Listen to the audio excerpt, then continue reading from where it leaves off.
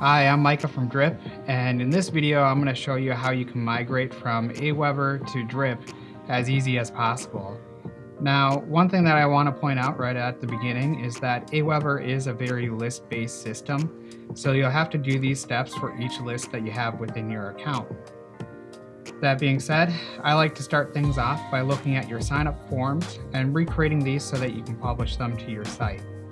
So in our sign-up forms, we're going to navigate to our form here, my web form.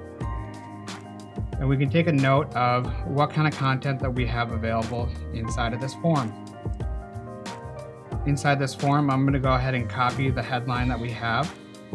I'm going to move over to Drip and move over to Forms. Create new opt-in form. Save it as the same name that you have available in AWeber. And I'm going to paste this headline into the headline inside of Drip.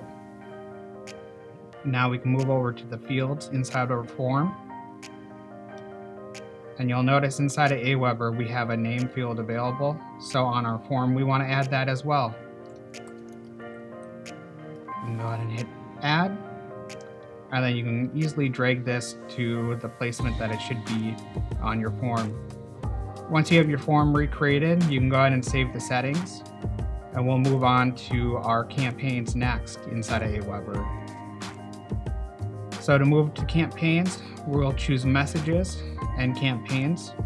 If you have been using AWeber for a while, you might have some legacy follow-up series available as well, that you can take the same steps to recreate those. Inside of our campaigns, we'll go ahead and choose Welcome Series. And we can go ahead and click that little edit button to copy that name over. And inside of Drip, we'll move to Workflows, New Workflow, and paste in that campaign name. For our trigger, you'll notice that this is for all subscribers when they subscribe to your campaign. And we'll go ahead and choose the trigger and Drip of submitted a form. Choose that form that we recreated from AWeber. Click update. And then in here, you can see that we're just sending one email off the very bat. So we can go ahead and choose an action of send a one-off email.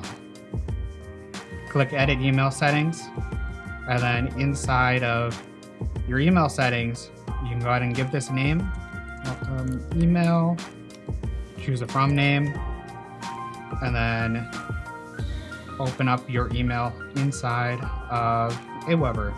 Inside of here, we'll copy the email subject line and paste it in the email subject line inside of Drip. We'll move back to AWeber to copy the email body. And we can copy that and paste it over to Drip. One thing that I'll say to pay attention to is that AWeber uses this style for personalization. And inside of Drip, you'll want to replace this with Liquid instead. So you can do subscriber.firstname instead. Once you have that all set, you can go ahead and save your email and update the action. And you've got your campaign rebuilt inside of Drip. Now the last thing that you'll want to do for your list is to export the subscribers. So we'll want to move back to the AWeber dashboard, choose subscribers and manage subscribers. At first, by default, AWeber will pull a list of all your subscribers, and we're going to want to change that to currently subscribed.